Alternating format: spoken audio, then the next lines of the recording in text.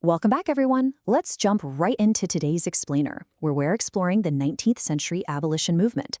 Now, this isn't just your standard history lesson. We're taking a really profound look at how ordinary, everyday citizens literally changed the course of history through sheer moral courage. It's an incredible example of how deeply held beliefs can completely transform an entire nation. But before we get into the historical facts, we really need to set our moral baseline. Galatians 5:1 reminds us that true freedom is a profound gift. And from a biblical perspective, freedom isn't just about personal liberty, it's a calling. It calls us to step up, defend the oppressed, speak the truth, and actually work for justice. Really, this verse is the heartbeat of the entire movement we're looking at today. So here is our roadmap for today. 1. The call for true freedom. 2. Voices against the darkness. 3. The Underground Railroad action. 4. The cost of courage. And 5. Education tied to morality. Starting off with Section 1, the call for true freedom. So what exactly was the abolition movement? Well, it was this uncompromising moral and political force in 19th century America. These folks didn't just politely petition their lawmakers and sit back. No, they used passionate speeches, the press, and even direct, highly dangerous rescue efforts to force America to actually live up to its founding ideals of liberty and equality. And listen, they fought so fiercely because slavery wasn't just some tragic economic system. It was an absolute human rights crisis that completely stripped away fundamental human dignity. That is exactly why believers and reformers felt totally compelled to act. To them, ignoring it was just a massive failure of justice and personal responsibility. Moving on to Section 2, Voices Against the Darkness. Think about our first champion here, Frederick Douglass. How exactly does a formerly enslaved man persuade an entire nation to turn against its own economic engine? I mean, how do you even begin to convince a whole population to just fundamentally change how they view the world?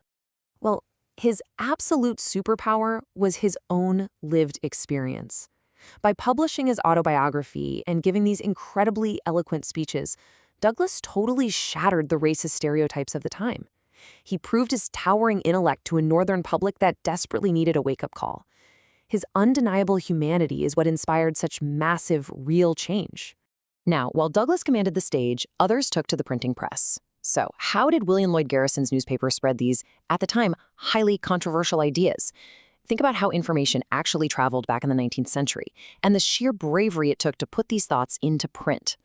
Through his paper, The Liberator, Garrison wasn't just politely asking for gradual change. Actually, scratch that, he wasn't asking at all. He was demanding immediate emancipation, and his arguments reached thousands. Alongside him, you had leaders like Sojourner Truth captivating audiences, fiercely demanding intersectional justice for both enslaved people and women, way before that was a popular stance. Section 3, the Underground Railroad action. All right, this brings us to an absolute legend of American history. Harriet Tubman took unimaginable physical risks, but why specifically was she known as the Moses of her people? Much like the biblical Moses guiding his people out of Egypt, Tubman repeatedly risked her own life to literally lead her people out of bondage. Over dozens of dangerous trips on the Underground Railroad, she famously boasted that she never lost a passenger. I mean, wow, it's the ultimate example of pairing your ideas with fearless, selfless action. Section 4, the cost of courage.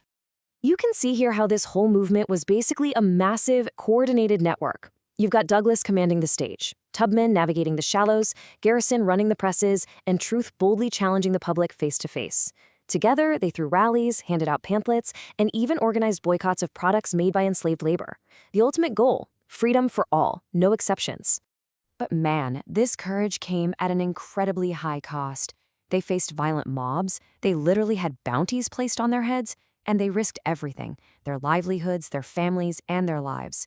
Yet, their relentless moral conviction slowly shifted public opinion, setting the stage for monumental change across the entire nation. Okay, before we wrap up the history side of things, let's do a quick mental check. Can you name 2 of these leaders and their primary methods off the top of your head? Do you know why Harriet Tubman earned that famous nickname, or the exact risks these abolitionists faced? Make sure you've got these down, because understanding these concepts is absolutely key to understanding moral action. And finally, Section 5. Education tied to morality. This whole history perfectly highlights a core philosophy of the HeroesMart Academy framework. Think about it. Education, what is completely divorced from morality, often just creates smarter ways for people to harm others.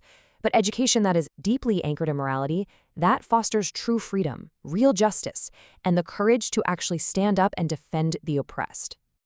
And this ties right back to Romans 8:6-7, which promises peace of mind to everyone who keeps their mind spiritual. Aligning your intellect with a solid moral compass, that is the true goal of education. So, as we close out this explainer, I really want you to ask yourself this one vital question. How can courage and faith help you stand against injustice in the world today? The abolitionists proved beyond a doubt that ordinary citizens can completely shatter oppressive systems. Keep their legacy in mind, keep studying, and whatever you do, never underestimate the sheer power of your own moral conviction.